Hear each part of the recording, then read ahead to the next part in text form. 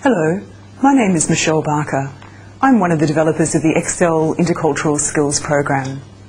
The purpose of this video is to demonstrate the different stages that occur in an ExcelL Intercultural Skills training program.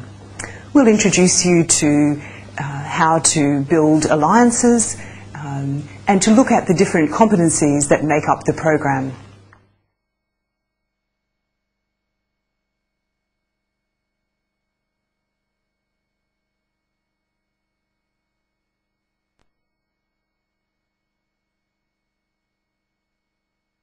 Well, one of the first things that we need to do is to look at how are we going to have a successful group.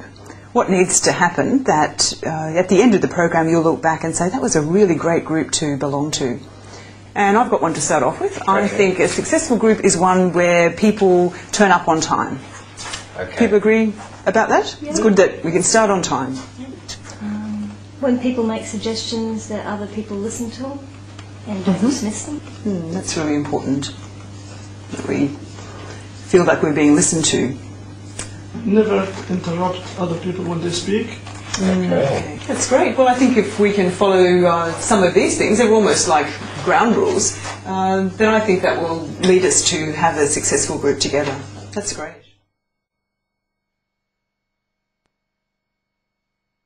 One of the important things in the group is that we get to know each other, and we have an exercise that we call the name game as a way of doing this. So what I'd like you to do is to work with a partner, one other person, and it's really very simple. What you need to tell them are the things that we've put on the board there. So firstly, what is your full name? So all the names that you've been given. Secondly, you can tell them the country that you come from.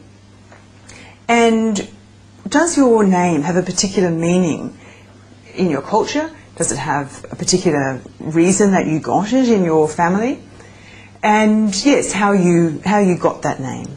So just 4 things there. Your full name, the country, its meaning if you know it, and how you came to be given that name. So welcome back. I heard lots of talking happening there. So we're very keen now to hear about your names and if you can introduce each other. So firstly, Shweta, can I introduce, your partner was Jamal? Yeah. So can I ask both of you to come up, and Shweta, if you introduce Jamal, and while Shweta is speaking, Jamal, if you can write your name up on the board for us. So come on up. Hello, this is Jamal, my friend from Libya. The meaning of his name is beautiful, he said. And how he got his name was in the era that he was born. Yasser Jamal was a very famous man in the Middle East, and that's how his uncle gave him this name Jamal. Is that correct? Twati is his surname, and that comes from the tribe that he belongs to. And Twati was very particular in telling me that their tribe name is very important to them. So whosoever is born in that tribe gets that as their family name, and wherever they are on the earth, they get qualified or identified by their last name. So whosoever is Twati would belong to that tribe. Yeah.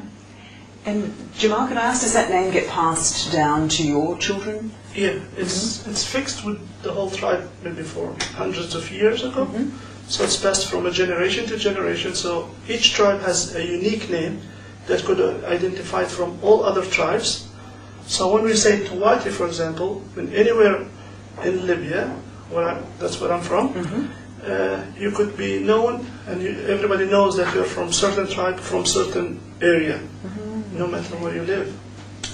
So your name really identifies you to a place. The last name identified to a place, or the tribe, actually, the name of the tribe that I come from. Thanks for that. Well, would you like to introduce your partner? Well, I'm introducing you to my partner, Shweta Lutra, and she's from India.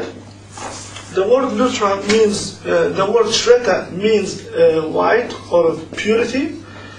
She got her name from her aunt, who lives about 700 kilometers away, and the moment she knew that a you're born to the family, she asked to be named Shweta. And that's how she got her name.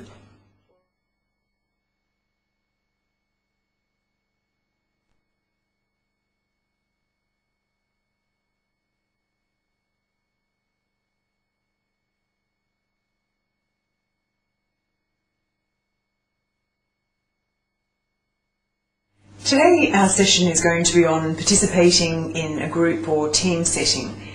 And over the time since we last met, you talked about why it's important in your daily life here to be able to be more skilled in participating in a group or team setting. So firstly, we'd like to look at how do you go about this in your home country? And I'm wondering, Jamal, if you could tell us in Libya, if you're in a meeting, like a committee meeting, how would you do that?